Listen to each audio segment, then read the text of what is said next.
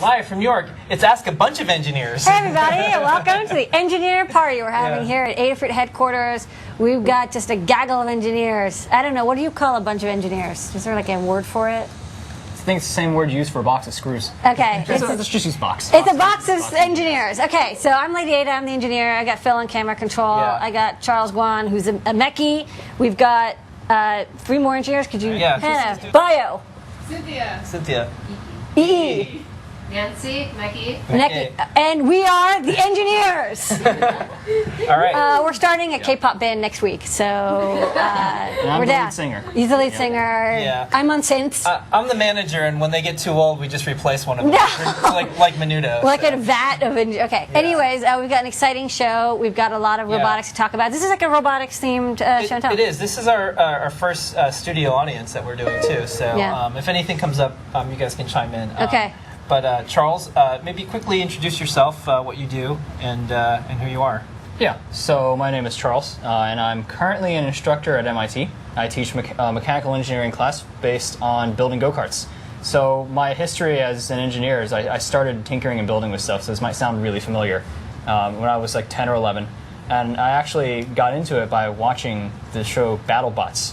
Now, who remembers that? BattleBots. I was on Comedy Central after South Park, which I wasn't supposed to be watching. But then, I found, oh man, fighting robots. So my first forays into mechanical engineering were, just cobbling things together like microwaves and RC cars. And then that grew to a more like legitimate hobby as I entered high school. And then in high school, like I built and competed in tournaments like 3 or 4 times a year. Wow. So They had first in high school when you were in high school? Yeah, Okay. and I actually started my high school's first team in 2006 also. It's just like, I want to broaden the robotics horizon a little bit. So then that magically got me into MIT, and I majored in mechanical engineering, graduated in 2011. Was known infamously, perhaps, for building many contraptions that rolled around campus. And then I started my master's, ended up not really liking my master's. My thesis was to teach the go-kart class, and I ended up really liking the go-kart class. So we'll probably hear a little more about that shortly. So that's where I stand now. Okay, where in what course is the go-kart class? Is it a mechie class? So it's a mechanical engineering class. And is it like a credit class? So right now it's currently like a lab section of a bigger design class. Okay. MIT's 2007, which was the original inspiration for FIRST back in this like the 80s or something. Yeah. Recently we've expanded. I'm not that old. I did 2007, by the way. Yeah. It was 90s too. Well, recently being like 2009-ish. Yeah. They started expanding that class into many different like special interests groups. And at the time, I was interested in electric vehicles and building electric vehicles. So we realized that was an opportunity to kind of like spread the gospel.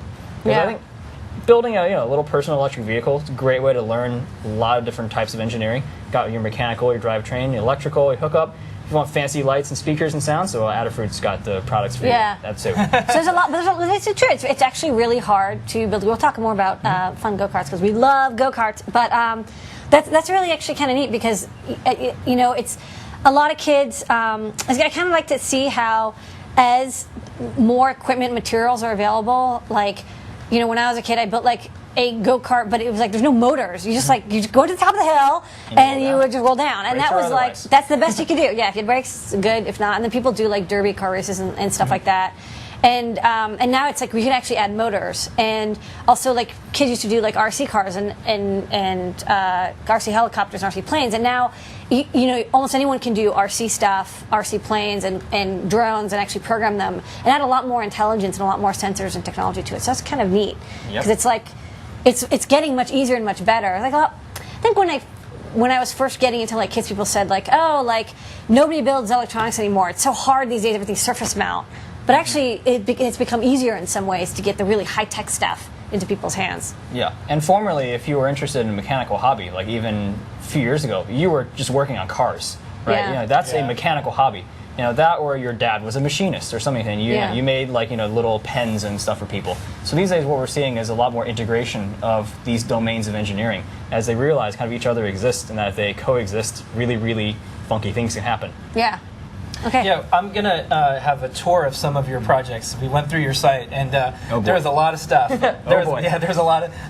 And I there's this thing on fire. This thing on fire. I also like that you showed things that didn't quite work out. I think that's powerful. I love documentation, and I think one of the things in my class that I'm pushing is for students to actually blog their builds. One of the things you'll see on my website is just this gigantic sidebar of people who've built and documented stuff. And I think it's very valuable because the way I learned engineering and the way a lot of my friends did, they read BattleBot Builder reports. Like back in the day when you took 20 minutes to upload this sweet picture of your motor onto the internet, you did it anyway just because you know like someone's going to find that really helpful. Yeah. And it's a great resource, especially if you post things that didn't work. You can build a portfolio site that's like everything that's all shiny and modern and Web 2.0. And it's like this is a great photo of your project on the photo booth. But if you show stuff that lit on fire and explain why it lit on fire. Don't do this. Yeah. Do not do this ever. Not do this. Do not buy this, and do not especially plug it in backwards. Etc. That's more useful. Okay. Well, we'll show some of your projects soon. Okay. We're gonna go over some stuff. Let's do some news. Let's do the normal Ask an Engineer stuff. Tonight's code is Motor Shield. Motors. I like motors, Charles. 10% off like everything very much. everything in the Adafruit store, including the new Motor Shield. We'll go over the show and tell. Special guest Charles is here. Some news in the world of open source hardware. Some news in the world of Arduino. We'll have mailbag. Wearable Wednesday. 3D Thursday. Pi Day. We're going to go through some amazing projects from the world of Charles and everything with wheels and electric. It has wheels. It's on the blog. And mostly win, and sometimes it mostly fails. So lots of good stuff from there. We'll have new products. Spend a lot of time on the website. All your stuff. We'll have answer your questions. We'll have a trivia question. I don't know if we'll have top secret. All that and more on Ask an Engineer. Okay, we're back. We're here. All right. So first up, the code is Motor Shield. 10% off everything in Adafruit store. That's how we pay the bills here. First thing, you guys were on the show and tell. You saw the stuff. Lady Ada, Charles, what did you see on the show and tell? On the show and tell, we had Kevin Osborne showed up. He made an e-ink-based open source hardware badge for the Open Source Hardware Conference. Open Source Hardware Conference is at MIT. I think even Miters is sponsoring it. Okay. Miters is kind of the organizer for the event. Yeah, they are the people who put their names on the piece of paper for getting Kresge. So go Miters. And go to the Open Source Hardware Conference and sign up, and you will get one of these awesome e-ink badges. And then he also hacked some laser tag for this kid. Sally showed up. She made a volcano coat before, but this time she made a flower coat and a constellation coat using fluoropixels. There's 59 pixels. That's a lot of pixels. Even I'm a little scared of soldering them at 70 pixels to a coat. But she did it. Go Sally. Terry showed up. She's back with more galvas, more laser, more Arduino droids. She played asteroids using a Galvo system laser display. It's pretty vicious. No, that was a serious light show there. That was serious engineering. Yeah, I'm going to capture where she had the intro and it had the Adafruit logo and it spelled out. That was so cool. I'm going to make that. I'm going to make that. It's so cool. How do you run that with an Arduino? That's a lot of horsepower. Actually, so it's not, well, I know because for 6101 I tried to build a Galvo light show and I totally failed, so I know a lot about how not to do Galvos. The way you don't do it is you don't just buy the raw Galvos and then try to build a feedback control system because you will not be able to do it. Instead, you buy the ones that have the feedback control system built in. Is that what they were talking about by 20K, 30K and that kind of Yeah, so that means that's the crossover of of how fast you could drive it. So it's 30 kilohertz. Right. And you tweak the control board does all the analog feedback for you. So you just feed it in the analog voltage and it just sweeps X, Y, and then you just treat it like an oscilloscope display. So it's like that. Then it becomes quite easy because you just use a DAC. Yeah, I've never built anything with lasers, but after seeing that, I kind of want to try. The laser part's easy. It's the galvos that suck. But yeah, if you have these feedback control boards, which you can get now for really cheap, it does the feedback. So when you make a square, it actually makes a square. Whereas what I was trying to do is actually it's oscillate. Okay, I will fix it in the software, and it didn't really work out. But she got it working. Go Terry. Yeah, I kind of want to point a 100-watt laser into that and make a laser sintering 3D printer now. So yeah, you could actually get a printed record of your gameplay on a wall. Burn into the wall. Yeah. You could. Yep. I would not buy a 100-watt laser. Bad for you. And then Phil B showed up, and he has been doing some awesome stuff. He's making an on-air sign that will automatically turn on when we're doing show and tell and Ask Engineer, which is awesome. He battled the Twitter 1.1 OAuth API, and he devastated it. You can actually now do the Twitter OAuth API using an Arduino without another website to help you. It's direct to Twitter OAuth authentication. There's like encryption, there's like Macs, there's like developer API keys. It works. Thank you, Phil. I know that sucked. But Is there a shield plan for this? The Arduino tweet shield or something? well, we have a lot of stuff that uses Twitter in it. So like we have this printer that'll print out tweets.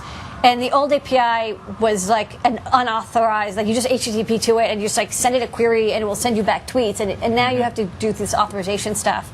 And it's like, it's not hard if you have like more than like 2 kilobytes of RAM. But if you're like on a 2 kilobytes of RAM type of thing, it gets difficult because you actually have to like do these hashes and send this data, and it's just kind of a pain in the ass. Anyways, good job, Phil. Okay. How do people get on the show and tell, Lady Ada? Getting on the show and tell is easy. Go to our Google Plus page at plus.google.com/+Adafruit. Find the post where we say comment here to get added to the show and tell. Add yourself to the show and tell by commenting. We'll add you, and the next week at 9:30 Eastern Standard Time, we will get invited, and you can show off your laser sintering 3D robot flower coat. Yeah. All participants on the show and tell will receive a As Seen on the Show and Tell sticker. It's a lovely sticker. All right, let's get on this. Yeah. We're on this. We're on this. We're on it. We just have to look. Other people do stuff. We have to tell Yeah, them. and you went over the e-ink badges. From, Yeah, sign up for Open Source Hardware Conference and get this badge. That's the only way to get it. Go, pay, All right. attend. Next up, some sad news in the world. Amar Bose just passed away from Bose. That looks suspiciously like 26100. Well, he was an instructor at MIT for years. Interesting quote, and he said, if my company was run by a bunch of MBAs, I would have been fired many times over. I just wanted to do interesting things and make and solve interesting problems. Really cool. They never went public. Bose is not a public company. 9,000 employees worldwide, 185 stores. Incredible engineering. He was teaching up till like 2000. He taught an acoustics class at MIT. Yeah. That like you had to lottery to get into, and it was apparently like the coolest class because he would just like be like, "Hi, I'm Bose. I'm going to teach you acoustics," and you'd learn acoustics. 83 years old, and so engineering legend. I mean, it shows that you don't have to run a company the way everyone says you're supposed to, and you don't have to not give back and do things. Yeah, he's cool. So, okay. Next up, we'll just blow through some news really fast. Lady Ada, you did an article this week. What was your favorite gadget? And they were expecting you to say a phone. You didn't even own a cell phone. I don't own a cell phone. So you picked a Pick and Place. But I do own a Pick and Place. Yeah, so this is on Medium. It's a new bloggy system. I love this Pick and Place. So you wrote about your favorite gadget, which was a Samsung Pick and Place. You guys just saw the Pick and Place. Not a bad gadget, right? It makes gadgets. It's a gadget-making gadget. I mean, it doesn't fit in your purse. But it makes things that can fit in your purse. Makes things, and I like that. It's very useful. Yeah. Some news in the world of open source hardware. The Open Source Hardware Summit is coming up. It's at MIT. There's an awesome badge. They are looking for sponsors. We sponsored it, and we also gave money to the Open Source Hardware Association. Get on that if you can. Next up, Phil B released the Twitter updates. We just went over that from Show and Tell, so we're going to keep moving on. And then next up in the world of Arduino, Arduino posted up a huge article this week about derivatives and clones and compatibles. And an excellent, nice shout out to Teensy, Paul, and to Flora, Adafruit. They like it. Yeah, and this is what they said about you. They said, Lamore has contributed to over 100 libraries and countless tutorials about the Arduino becoming one of the most important members of the Arduino ecosystem. Congratulations. I'm like the nitrogen fixer of the Arduino ecosystem. So check out the article, really interesting. They catalog some of the potential issues that they're having with people using the Arduino trademark name, all the different types of Arduino compatibles and boards and all that. I think people want to support Arduino, and when people buy a genuine Arduino, they're supporting the Arduino company, which pays for development, design. There's actually a lot that gets involved in designing and writing the IDE and software. Like it's a lot of work, and so supporting the Arduino and all the tutorials that they write too. Yeah. So if you buy a genuine Arduino or a genuine Arduino product, and we carry pretty much every Arduino product that's made. Yeah. If it's available to buy, we can buy it. You support them, and they make good hardware. Okay. Next up, we'll switch the mailbag. This is Pack at the Mailbag. See him? Hey, Pack at the Mailbag. We get letters from customers and we read them. I love this little guy. So this is Pack at the Mailbag. This week, this is a very fast one. Hi. Your Adafruit Ultimate GPS Breakout 66 channel with 10 Hz updates is slicker than pig poop. Sure love how fast it is. Works perfectly.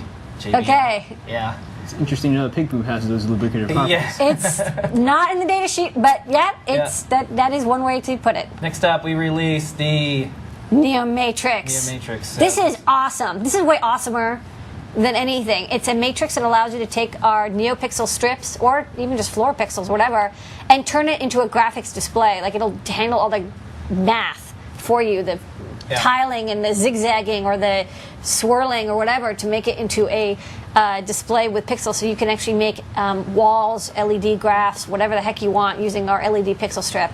It's great. Nice work, Phil B. Okay. Next up, we're just going to blow through this news really fast. Chicago Library is now a makerspace.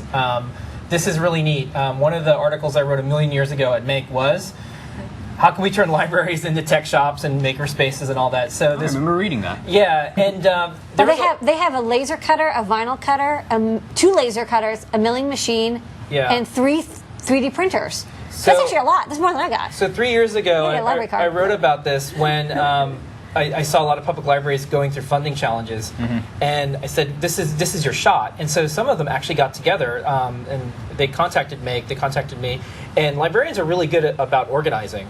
They're so actually, organized. They can actually get stuff together and apply for grants and everything. So I think this is one of the first of many libraries that will be converted to makerspaces. A library is a hackerspace.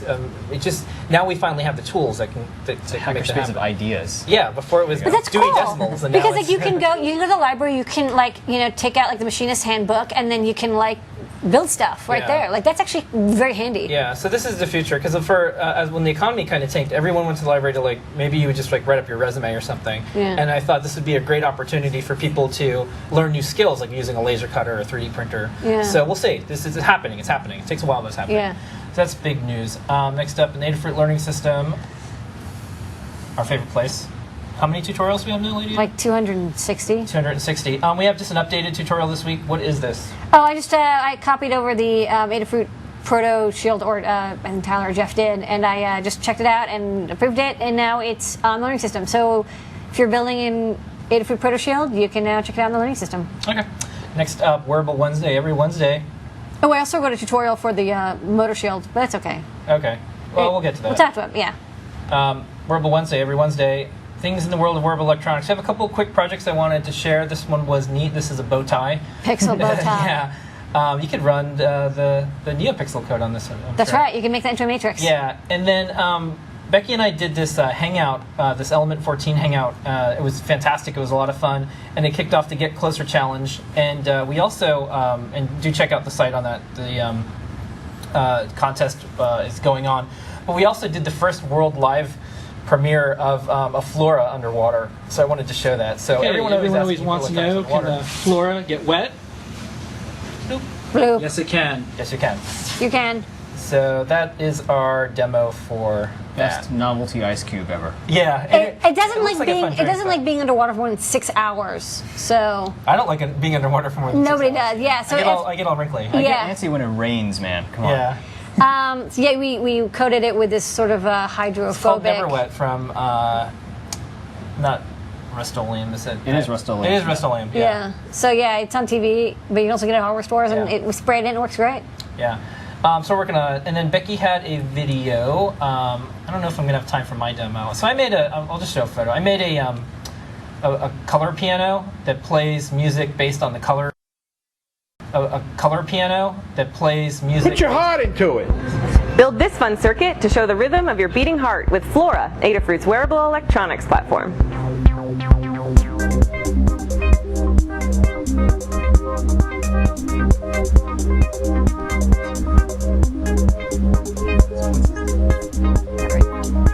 I'm wearing the Polar heart rate monitor, which wirelessly connects to the receiver module included in our educational starter pack. So just wire the receiver to Flora and load up the sample code included in the complete tutorial for this project. The link is in the description. The transmitter has a range of about 4 feet, so I can put the receiver circuit on my outfit, on my book bag, and even pass it around for show and tell. The magnetic pin back and tiny li-poly battery make this project super small and portable. We soldered up this heart-shaped display from 8 Flora NeoPixels that pulse with light when heartbeats are detected. But you can also use one of our I2C Matrix backpacks to display complex animations and text, like your average heart rate in beats per minute. Whether you take it on a date or on your next workout, we hope we've inspired you to make your own heart rate project and then share it with us on our weekly show and tell on Google+. Thanks so much for watching, and subscribe for more Wearable Wednesdays. Put your heart into it. All right, so you got the project right here. Yeah, so I've got this hooked up. I'm wearing the polar sensor underneath. And so this is just calibrating right now. Hold on, I'm just going to wait for some data. And then it'll show the heart rate. Hold on. Right, so 68 or so. That sounds about right. 65. So yeah, there's two different models of this project. There's the model that has a little LED matrix connected, which shows the actual number. And then yeah, it uses the same polar receiver, which is kind of neat because it's completely wireless, and it can be up to like 30 feet away. And then we have a version that just blinks a heart. Okay, we're gonna keep moving along. Next up, we have 3D Thursday. We show a couple things around the web. I picked up this one because I was going to ask Charles if you saw this. This is at MIT. This is the silkworm thing that they were growing. It's a computer-controlled silkworm 3D printed thing. So the computer guides the silkworms, and this was the Silk Pavilion. Yeah, this was in the Media Lab. Yeah. This is actually a little... The Mediated Matter Group.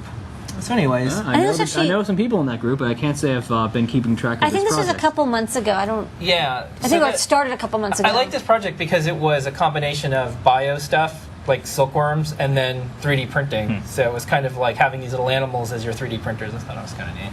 So That's good art. Yeah, and then also in New York, for New Yorkers, there is the Coney Island Scanorama, where you can go and get yourself scanned and then printed out.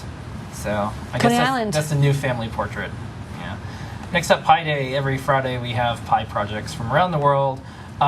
Real quick update, our Pi miner that we released that shows you how to turn a Raspberry Pi into a Bitcoin miner has an update. Colin worked on that. Yay. Yeah, it's a little bit better, a little bit faster, a little bit better, cleaner. And then next up, this is a Raspberry Pi controlled Star Trek set, which is really neat. That's nice. Yeah, so it's kind of like, it has everything that you want. It has Star Trek and Raspberry Pi stuff. So, okay, moving right along. I need to get more into this Raspberry Pi thing. Yeah, so speaking of, here you are. This is us at Maker Faire last year. And you're wearing the same shirt. Yep. Is it the same exact shirt? Actually, no, it's not. We got new shirts from Miters, which are just copies of the existing. And so what I thought would be neat is, because we don't get to hang out with mechanical engineers and robot engineers, and Laura said she had a bunch of questions. While you guys talk, I'm just going to flip through photos and feel free to glance over. All right. I think one of the ones I just want to start off with is, one of the things I like that you do is you publish, and because you publish, and you're using our CAPTCHA, by the way, our resistor value one, you're one of the first people to adopt it. Best thing ever. Yeah, it stops all the spam. You have to learn electronics if you want to comment on the blog. But I think what's neat is you're publishing, and once in a while I see your stuff gets picked up by gadget sites or something. They don't know what it is. And I think this is one of the ones I saw. This is your like motorized skateboard thing. Yeah. It's Bear Frog Tank or what is it called? Something like that. Yeah. I don't even remember. It doesn't look like it's very fast, but it will get you there. Yeah, it's called Land Bear Shark. Land Bear Shark. We thought about Man Bear Pig, something like that. And then one of my buddies was like, "Oh, you should call it a Land Shark," but that name is kind of played out. It's like, okay, Land Bear Shark. Bear Shark, half bear, half shark, half land. Yeah. And then real quick, and then Lamar started asking questions. So you also just recently started a project which is electrifying a van. Yeah, so that's actually quite a story. Yeah, do you want to tell that story and then we'll dig into the questions that Lamar has? Really short term is that was pretty much the largest application of YOLO swag I've ever pulled off. The real backstory of that one can be found on my website, and it's really way too long to be explained in detail here, but I like that style of like cab over forward control, like boxy van. I'm just that kind of guy. Some people like Corvettes, some people like muscle cars, some people like Miatas. I like boxy vans. Well, you can put a sheet of 4x in there, so which is really important. Yeah, it's very practical, and also they're actually mid-engine and rear 4-wheel drive, so they're performance machines too. But essentially, I found one on Craigslist one day for $1,000. Talked the seller down to $800. It wasn't running. Didn't know what was wrong with it. I didn't ever see it in person. And we rented a U-Haul with a trailer and drove down to Harrisburg, Pennsylvania from Boston, which was 6.5 hours. Yeah. And then picked it up. So I was gonna drop the engine, convert it to electric. And I have lots of buddies who work in this, the battery industry and the EV parts industry. One of my friends actually cleaned out the remains of Azure Dynamics, which is one of the companies that went under a few years ago. So he went to the bankruptcy auction. So we had on standby, 100 kilowatt induction motors, big battery packs from our favorite alphanumeric battery company. And so I was like, it's like a DIY Tesla almost, right? Almost, yeah. You're kind of making your own Tesla. We are talking about like Tesla levels of power, and one of the plans slated for it is in fact trying to rig into the supercharger network. That'd be cool. No one's talked about that. Like, have they said nobody can charge other cars? So we don't know yet. By Tesla's pictures, we think it's just a big DC link, like a huge 9-volt battery, with a microcontroller doing like handshaking. You can fake that handshaking. That's easy. Yeah. You can find someone with a Tesla Model S and just like tap that little control line. You can fake yourself being a Model S. Well, it's probably just something that says like, "Hey, like, are you a Model S?" And it's like, "Yeah." And it's like, "Okay." Yeah, bro. I'm a Model S. Yeah. So, well, thank goodness you just didn't talk about these plans on a recorded internet broadcast. now someone has to race me to finish this. Yeah. So. Oh, that's going to be Tesla charging station hacking is cool. It's the next frontier. Elon, I hope you're not listening. He's not listening. Is it a rocket ship or something? Like that? Something like that. Okay, so that's one of the plans with this electric van is to maybe tap into. Unfortunately, I got it running. So so the story with the motor, with the engine, not the motor. I fixed the engine. Okay, fix the engine. Yeah. So now you're like, oh, that works. Yeah, I was like, I'll put in one honest effort, learn some auto tech, and get myself in there because I need a wrench on it anyway. Turns out it was just the timing belt was stripped out. And it's an old. That happens a lot. Yeah, it's an old non-interference engine, which means if the timing belt slips, it doesn't crash the valves into the pistons. Yeah. So, and I was just, cranking the timing shaft pulley. It's like, why is it just kind of spinning? In any old engine, it would have probably destroyed it. But we got it running, and I, in fact, just drove from Boston to Adafruit World Headquarters on it. Somehow. Okay. Wow. So I hope you're not getting towed right now. So now you're an auto mechanic. Yep. I'm a van mechanic. So you're like not so sure if you want to electrify it next. You're like, no, it works. Well, I learned that the way the world works is you first get a car that works, and then you buy an explicitly non-running car, and then you mess around with it. Oh, is that how it works? So okay. I may go that route, or when I'm not supposed to be driving it around during the winter months, like I just don't want to deal with the salt and the rust, maybe I'll do the work then. And that's currently that project is not really active. So while you guys start talking and asking questions, I'm just going to ask some things. You're known for all these scooters, and there's just like a million different scooters I found on your site. It just never. Something like that. They're all variants of the same scooter. It's like different, same so these are all. This is your. So you model it before you make it. Yeah.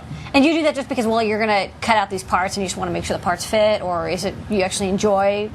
It is kind of both. Sometimes when I get an idea, like some inspiration from staring at something on the internet or whatnot, like I really just want to design one up, and it's like, I want to build this kind of thing. You know what's interesting? It's like designing something in CAD software. It's like all the joy of creation without like the tears of actually having to build it. Absolutely. So it's definitely, you don't have to commit your resources yet, especially with modern CAD software getting more and more realistic. Back in the day, you drew a box and a circle. These days, you make an extrusion that represents the profile. This has like shocks and everything. So you use a technique where you actually use water jet aluminum sheet. Yeah. And you like just nut it together. You don't weld it together. Just why not? You just don't want to, or it's cheaper not to? So part of it is because I don't personally trust my ability to weld aluminum. Second, it was just availability of facilities. It was easy for me because I worked in several different labs at a time when I built that to access water jet machines. So there's one in like the Course 2 labs, right? Yeah, so the Course 2 Media Lab Architecture, they also have one of these. OMAX, I think, was founded by MIT engineers or something. Oh, that explains it, yeah. They love these. Don't stick your hand in the jet. If you look at this up close, it looks like a MakerBot. The joint nutting technique that you see on those DIY kind of projects, the laser cut one and routed ones, they're in fact on here. It works very well in metal. Yeah. The only downside is not everyone has access to a water jet, but nowadays with online services, that's changing too. Another question is why not make it out of mild steel and then weld it? I could have done that. But it's just like cooler looking. I will say that is kind of hardcoreness because it's when I was building that, I was driven by awesome. I have access to this sweet tool I want to use all the time. Really, what that is.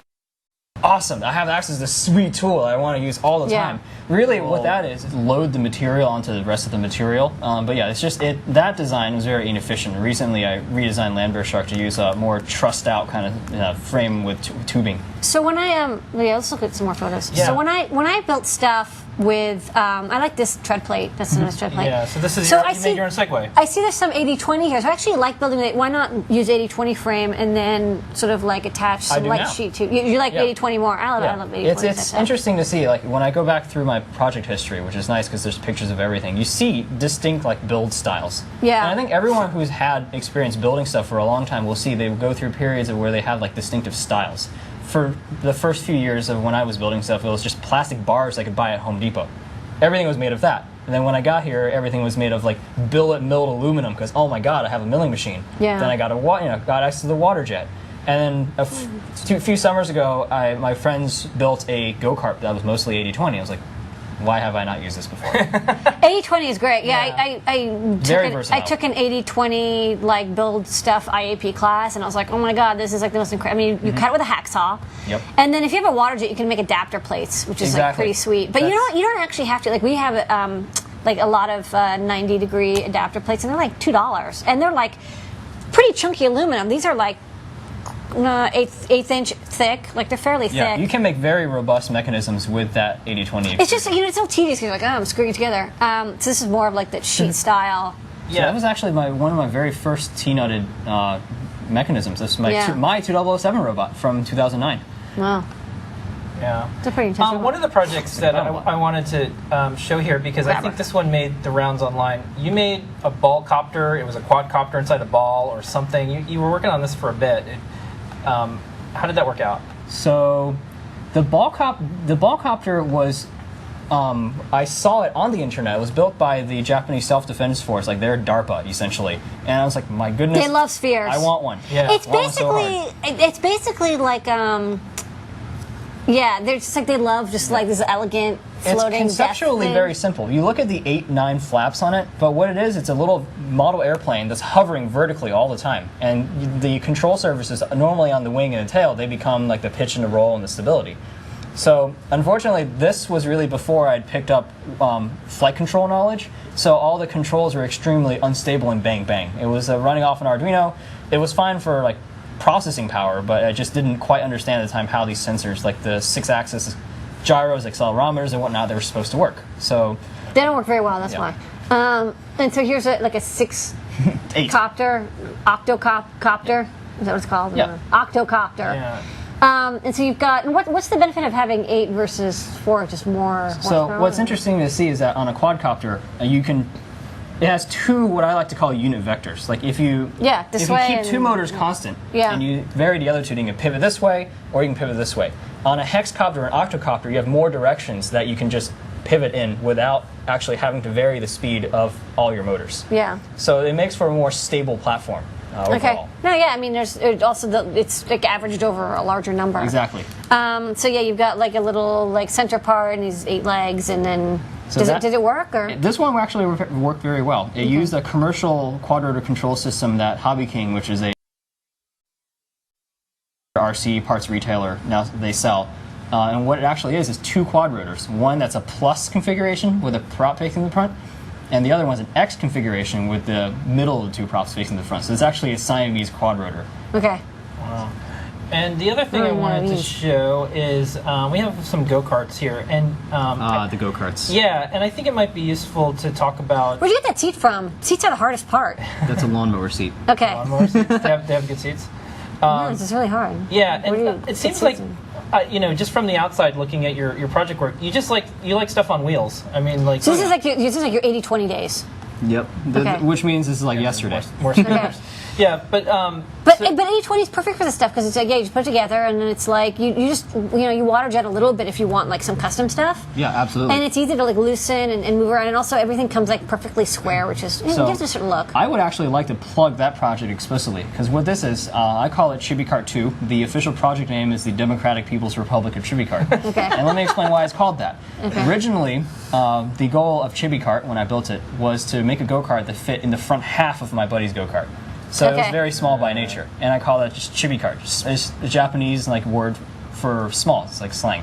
So that ChibiCart had my custom hub motors that you might have seen on some of the scooters. yeah, The internet, the magical, wonderful internet, picked it up, claimed that I reinvented Mario Kart for like the nth time. Yeah. And then what I noticed was that people commented it was like, well, this kid just has too much resources and too much spare time. I could never do this because I don't have $20,000 machine tools.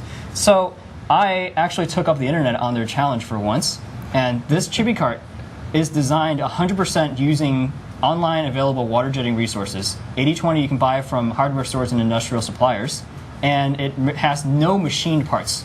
You don't have to have a lathe or mill or anything to build it. Yeah. And it's on instructables, so you can build it. And this is part of it here, right? And what do you, for the motor? Wait, can you go back? Sorry, I just want to see. So for the motor, it's back here, and it's just like a DC motor, or what is this motor? So what that is an RC aircraft motor. Okay. And if you're building small electric vehicles these days, the RC hobby is perhaps it's a huge boon for us EV builders, because the cost of these very powerful systems had come down so much in the past few years. And what is an RC? What kind of motor is this? So it's it's called a brushless DC motor in just like colloquialism. And what it is, it's an AC. It's actually an AC motor. So it requires an external inverter. And what we use on that is an electric bike controller. So those brushless electric bikes with their big hub motors. Well, why would you use a brushless motor versus like a brushed standard DC motor? Mostly for coolness. So what I wanted to avoid with this Instructable was making steel tube frame truck starter motor welded to a wheelbarrow, that kind of thing. When you see like DIY go-karts, a lot of times it's something like that. So the goal of this was to see what you could do with modern machining, modern resources, modern motors, modern batteries. So this uses lithium-ion batteries instead of just like old car batteries, for instance. Well, but isn't like a lithium-ion battery it is lighter, but it's much more dangerous than using a lead acid. But what's the benefit? Just because it's lighter? It's lighter. It's the prevailing current technology. The parts that I picked for this have internal battery management systems, so they behave like lead acids. So you can use any old charger. Okay. And I was actually going to use like the hobby-style lipo packs, like these little lipos, except they're enormous. But ultimately, you're right, it is a safety issue because these soft shell packs can get punctured and damaged easily. Yeah. And I've seen way too many people just take a zip tie and like sling it onto their frame. Yeah. It just like squeezes the cells instantly. It's like. What about using like the 18650 LIFEs, the lithium ferrite?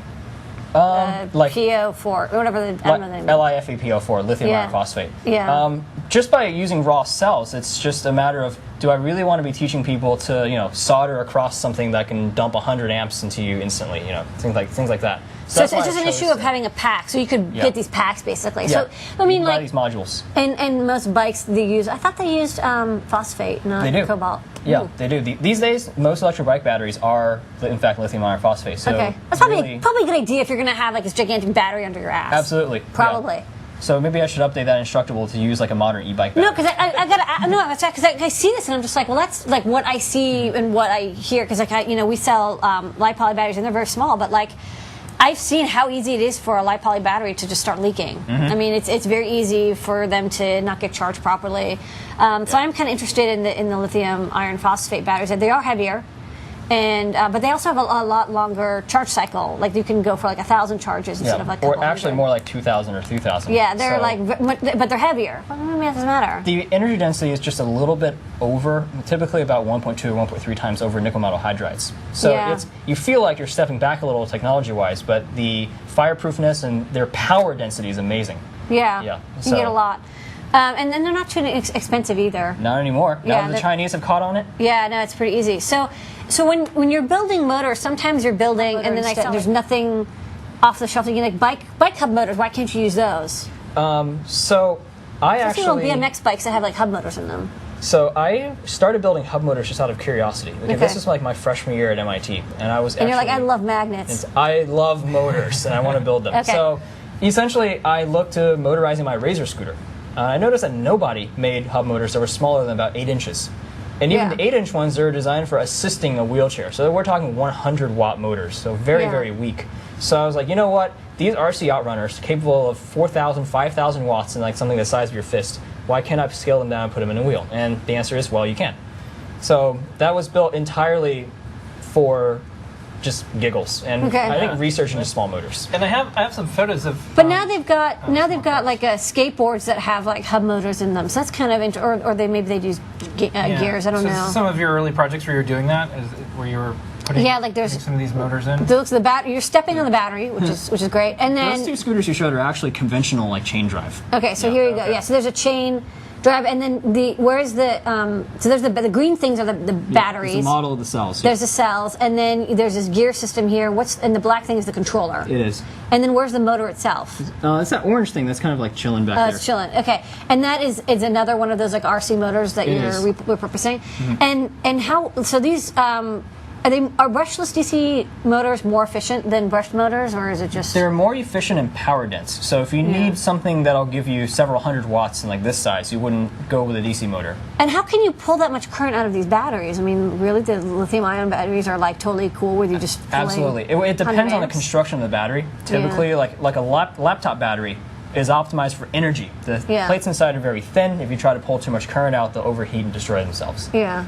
Whereas a vehicle battery, a traction battery, has very thick plates, typically lower energy density, but you can just like dump current really fast. But then if you're drawing like, I'm assuming you draw like 20, 30 amps at a time. I mean, how can you like run for more than like 10 seconds? On that scooter that you just showed, you don't. It was built pretty much explicitly for drag racing. Okay. But what you compensate by like adding more batteries, more or less, and that's currently what every electric vehicle manufacturer is just that's a pain in the neck for them because if you're gonna go 100 miles, your car is made of batteries. It's all battery. Yeah, Well, it's just so like those iPads, like all battery. Yeah. And then we should get to new products. You want to maybe show some more little things? Is there anything else you want us to show? I tried to do a smattering of all the stuff. This was one of the giant. What was this My that you were goodness. working on? What is that? That was my epic failure at making a quadcopter.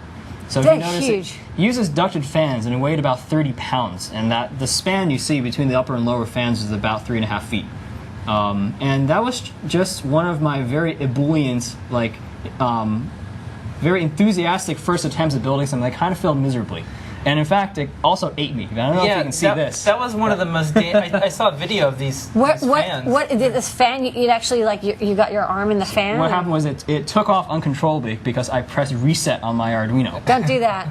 So or don't have do pull that. downs. Or have pull downs on everything. So and it flipped vertically, and I actually just like kind of shielded my face, and one of the fans hit me end on. Luckily, it's end on. So all it did was kind of like scrape very quickly, and that's why I built little copters from that on. So after that, it was 30-pound thing it was coming like, at you. Yep. Okay, you're not gonna hurt me. So these little quadcopters also use little brush motors, right? Brushless, actually. Brushless motors because they're just such light, small, Small, and powerful. But they're even though.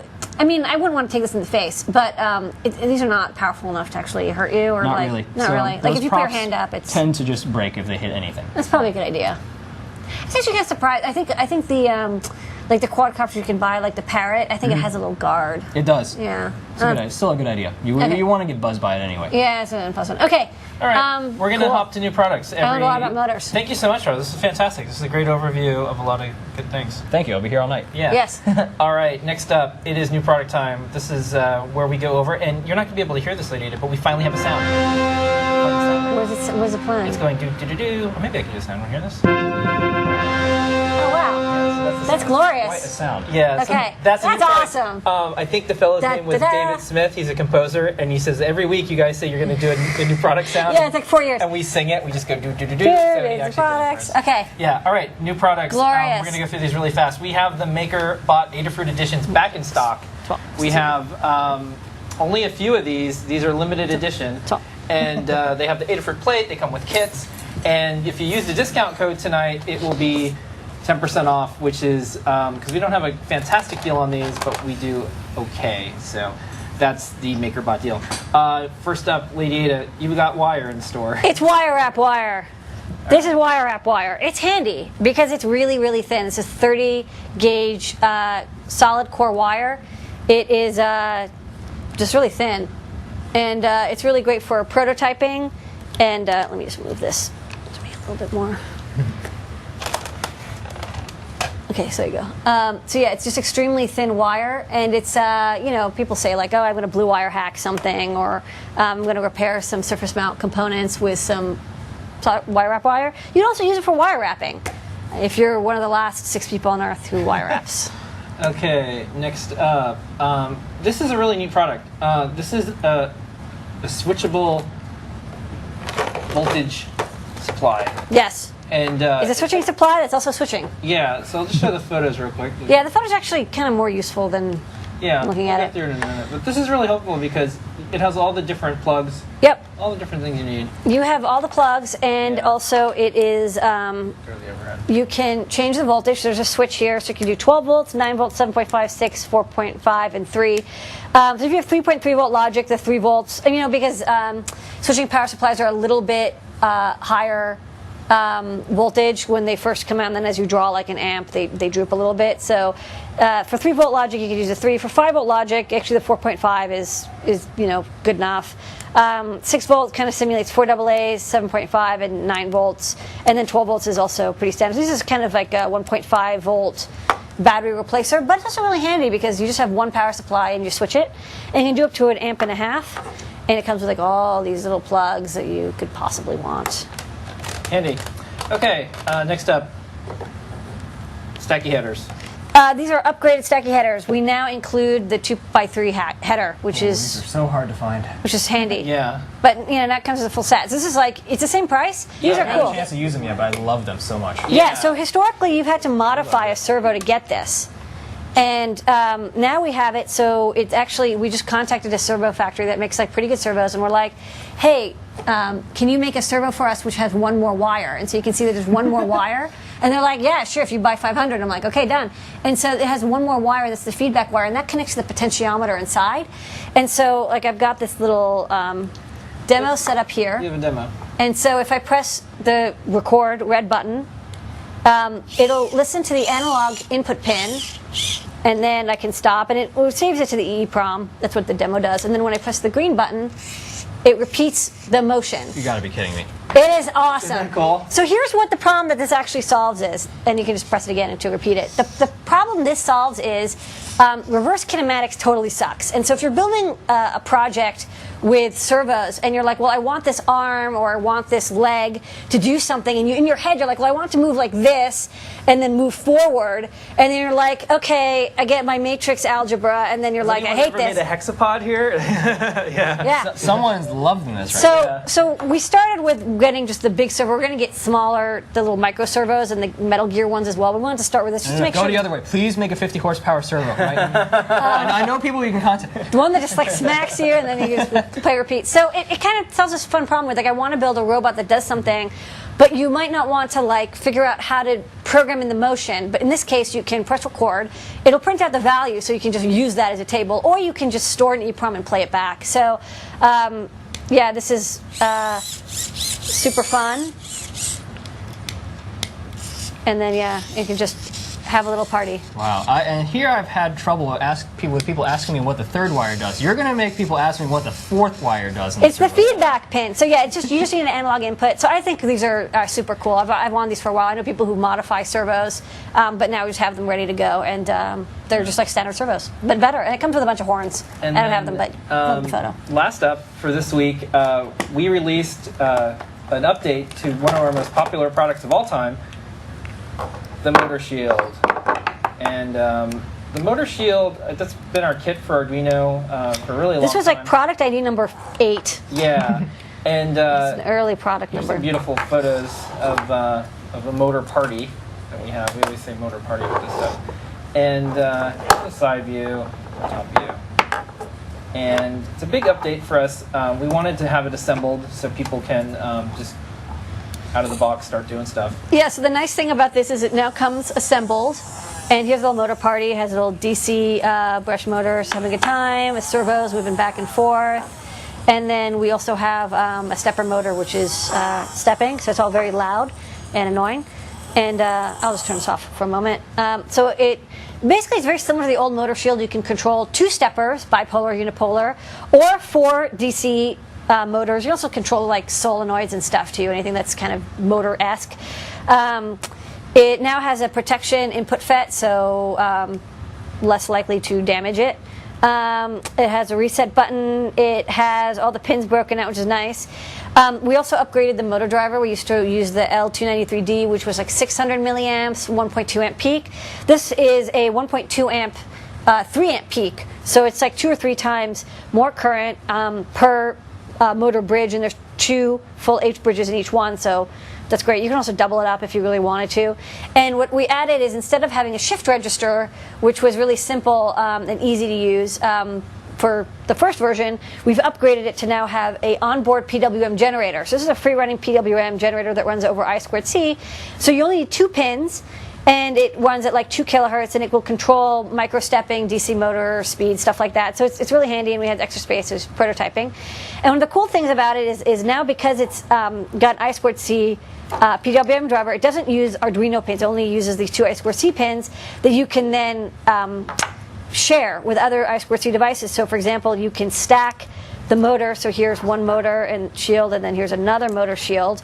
And then you can stack up to 32 shields and set the addresses. So now we've got 3 steppers, a DC motor, a servo, and you can add, you know, up to like 60 more DC motors or 60 more stepper motors. I don't know what you would use 60 stepper motors for, but So wait, what it's you're cool. telling me is I can take 32 of these, put them all in parallel, and make a go-kart out of them. yes, you could if you can provide power. That's You like- you That's you, what Charles only sees the world through. Can I make a go-kart out of you it? bring the power. You can, so I mean, It's like 50 amps. the one thing that yeah, I mean, there's terminal blocks for each one. The one thing that I thought would be cool for this is a lot of people are like, well, I have maybe like a robot arm or like a robot that has a, 4-wheel drive, but then I also want like some steppers, or I have a 3D printer type thing where I have X, Y, Z, and then rotation, and so I need 4 stepper motors. And so, I thought like you could stack 2 shields, and then you can get 4 stepper motors, and then if you just want more components, you can just stack them up. And it's $20 a shield. So it's actually like a really good deal, $10 per stepper controller, and it does full micro-stepping support, and it works with the Excel stepper library, so you can have this be like fully like interrupt-based motion automation. So that can be like really handy. I thought this would be useful for a lot of people doing automation and robotics, especially when you have a lot of steppers. And most steppers, you don't need more than 2 amps. So Yeah, this is great to see, because one of the biggest impediments historically of just people trying to make multi-dimensional systems is your Arduino only talks to one motor shield because you're depending on these digital pins. yeah, Now so it's good to see this they're networked together. So this is the same chip that we also use for the servo shield. So actually you could stack this with the servo shield. The servo shield, you can connect up to 900 servos. So you could do 900 servos plus minus 64 steppers. I don't know. I mean, just have a party.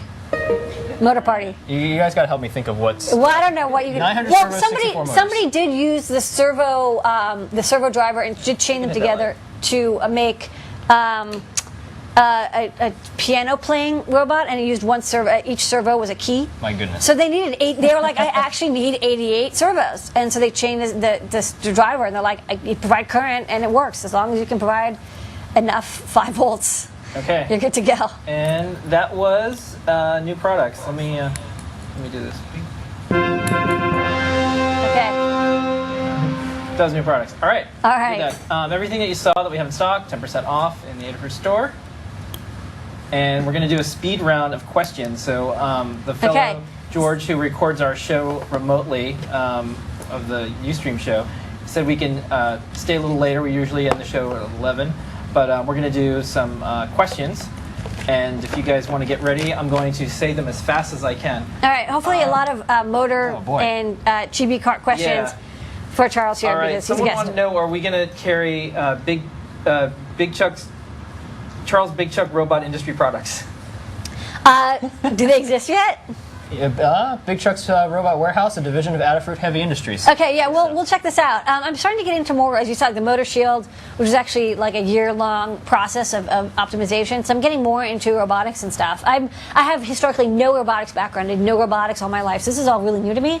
I'm like, I don't even know what a brushless motor is. So this is kind of fun. Okay.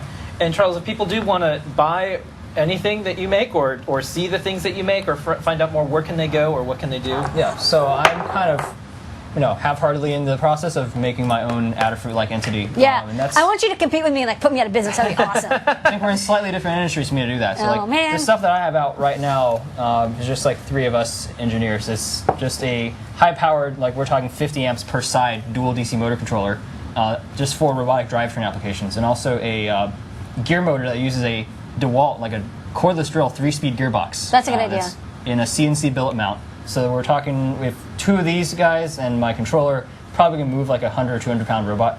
So it's kind of big stuff. The website for that, if you look up equals 0 designs, like my website's called equals 0. So we just really quickly whipped up a website to sell these. Oh, great. Okay. So Okay, so you're getting These are, like your tagline should be like robots that can pull your arm off. think we're aiming even bigger in scale. That was Okay. taken. There's only the .net left for that. Okay. Now, if you go to bigchucksrobotwarehouse.com, I already got that domain, and it redirects Okay. to my website. All right, Big Chuck. This is for Adafruit. Are we going to carry the Arduino robot? Yeah, as soon as we can As soon buy as them. we can. We Yeah. cannot buy them yet. Yeah, as soon as we can. Next, there was a previous question. Oh, here we go. Someone wants to know if we found the voice for Cappy. So we're doing these tryouts here at Adafruit. The staff is going to do the voices of the puppets that you guys saw. So we still haven't had our staff tryouts. I keep moving it from. We keep. Had our staff tryouts. I keep moving it. Don't ask. So we have two things. Okay. First up, One. we're starting a new coloring book. R is for robots, and this page is D is for drone. That's a cute drone. So it's a kids coloring book that's R is for robots. That is very cute. Yeah, and then next up, Lady Ada is working on LED goggles. Yeah. These are almost. Who doesn't want LED goggles? Nobody. Everybody wants LED goggles. So yeah, we're making these LED rings, and then they're perfectly sized for goggles. That's all I have to say. All right, and then next up, Charles, if someone wants to get started in building like electrified vehicles, what could they possibly do? Like, is there any resources or anything? Oh my goodness! So Yeah. the whole reason why I've documented this so much is because there's not really a centralized place where people go if they want to build this kind of thing. Because there's kind of if you wanted to start electronics these days, we have Adafruit and SparkFun.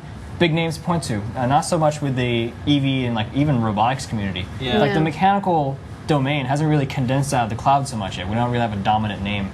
Yeah. The best thing I can recommend is, for now, just Google search what you want, like something mechanism, or like I want to build a heat-sinking robot with a fire extinguisher on it, etc. Instructables is a great place to start. Otherwise, like my website has many links to people who've built stuff in this robot and vehicle domain. So like my scope is actually kind of limited because that's a lot of stuff that I build. So if you really want to build like a bartending robot, I can't really help you.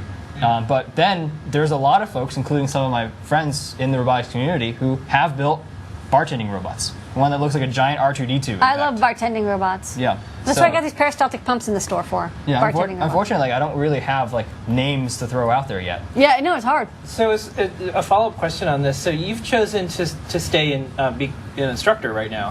Have car companies or people approached you to say, hey, we want you to come in private industry and make electric razor scooters? I mean, The scooters, in fact, have gotten quite a lot of popularity and that kind of thing. My personal take on it is that there's not really enough of a market to justify that, but this is, again, one of those hazardous things that, oh, well, I don't think anyone's going to buy it, I'm not going to make it. Yeah. That was a few years ago, so I still get requests for those, believe it or not. It's just I haven't taken any action on that. someone wants to know, they want us to ask about fan cart. Oh boy, fan cart. You're just going to have to Google that. I'm not even going to mention it. Okay. Sounds dangerous. Is it another fan that attacked you? Almost. Yeah. Okay. Wow. Okay. Wow. Fan cart. Oh no, I know. Did we posted fan cart? Or is that No, that was a Zaz's giant fan cart. that powers? It was a cart? it was in a shopping cart. I built the fan because I was investigating making a DIY large propeller, Okay. and then we needed something to test it on. Oh, okay. Duct tape, shopping cart, go. Okay. So Zaz made a fan cart Okay. too. That you're remembering that. they're very there are dangerous. multiple Yeah, fan carts. These are very dangerous. For some reason, I this is keep one my of fan those- cart separate. Yeah, this is one of those things that for some reason the internet likes, and where things that I actually put effort in, they don't like. They're very Yeah. they're kind of mythbustery. It's just like, oh, can you actually move a human with a fan? We didn't even move a human. It was just a shopping You cart. can't even that move a was- shopping cart. Yeah. Yeah, it's actually really hard. And then as far as the razor scooters, is there a how-to somewhere online that says you have one? Here's what you need to do to electrify it. Is there anything out there that is It's there pretty instructable, hard. or is there anything quite There are yet? several instructables that have been written by people who've built these small electric scooters, including several friends of my own. But there's currently there's not a fixed site for that anywhere. 'Cause Yeah. these scooters, the issue is there's so many different makes and models that you can't just Yeah. say get this and you put this. Also, motor you on. actually do need to have one of those big base scooters so you can fit Yeah. the batteries. Like at Yeah. Razor itself, I can't imagine you can.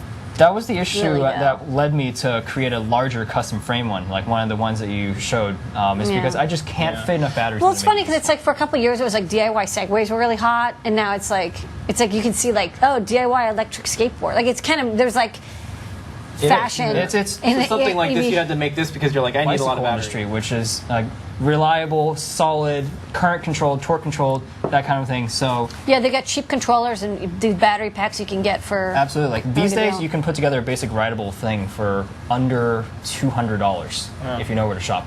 Yeah, I want to electrify our little bicycles at some point just for fun. Yeah, we have these little Brompton and a Little foldy bikes. Bike Friday. And I want to get a hub motor and then Yeah. maybe at the back because there's a little rack you can put the batteries in the rack. And then 2 questions.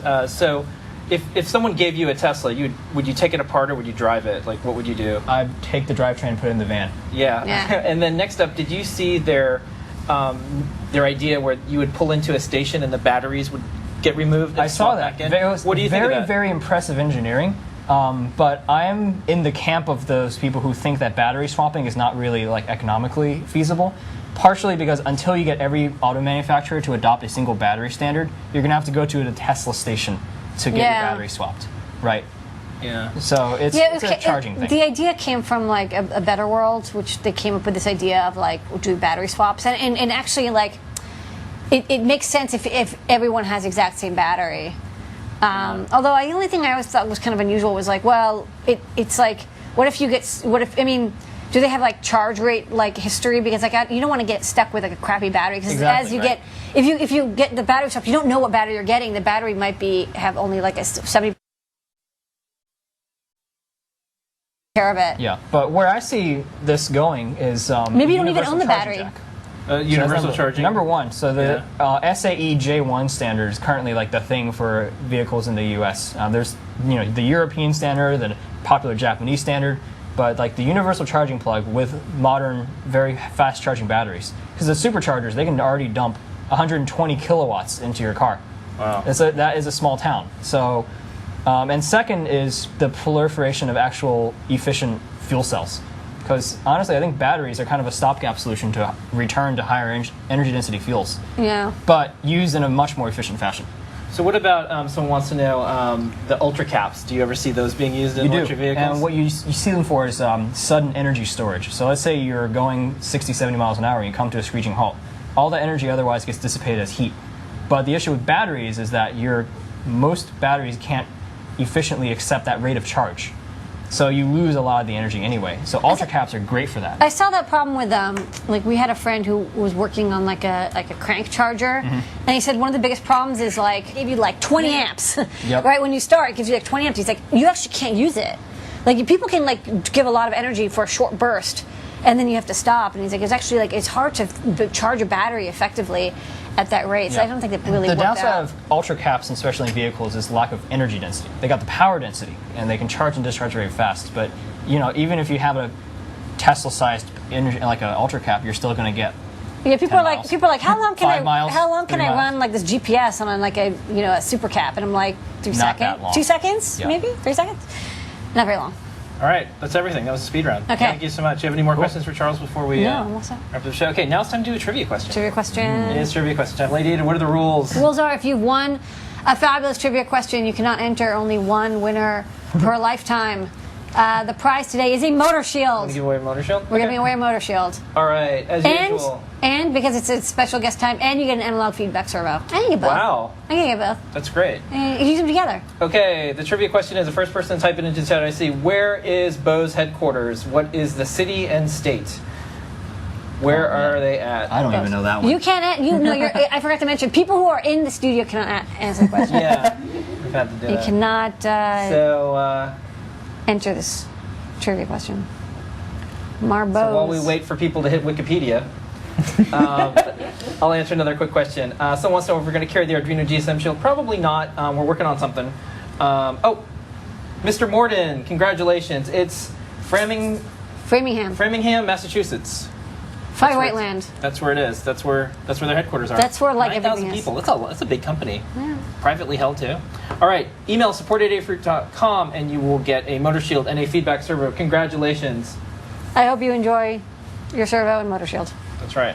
Okay. So, special guest Charles, thank you so much for coming. Yeah, Yes. thanks for having me. And Nancy and Cynthia and Hannah, thank you for being our first studio audience. Yeah. We have to have a rule. The studio audience can only be engineers. Is Yeah. that fair? Right? It's not a laugh track, it's an engineering track. Yeah. All right. They were doing prom sets while we were talking. Okay. This is great, and you guys are welcome to come back in the future. Hopefully, maybe next time you can bring a electric powered something, and we'll have our first little mobile broadcast. Maybe we can actually have it on a little go-kart. Zoop, zoop. Yeah. That'd be pretty awesome. And if anyone wants to find out more information about your work and everything, where can they go again? You can go to my website, which is e2the1+1.net if you got that down, or just search my name, Charles, last name Guan. Or you can just search for like land bear shark and follow the Google links. Yeah. Yep. And we also have a link on the Adafruit blog right now. Or fan cart. Under special guest Charles. Okay. And right. with that, Build go-karts, everyone. we'll see everybody More go-karts. next Lots of week. them. We always have to show a picture of our cat. We used to have a cat at Adafruit, and now we don't have a cat here at the factory. We just have him at home. He's totally fine. He's just at home. He's totally fine. We just have to show a picture, otherwise people are like, "Where's the cat?" Kids stay up. He's and they wanna completely alive and functioning. He's just not die. here. Everything's fine. Not in And the then factory. a special debut of a new Zener photo. We've had the same because we have a moment of Zener at the end of the show, and we finally have a new photo as of today. John Janier, All right, our let's check this photo. photographer.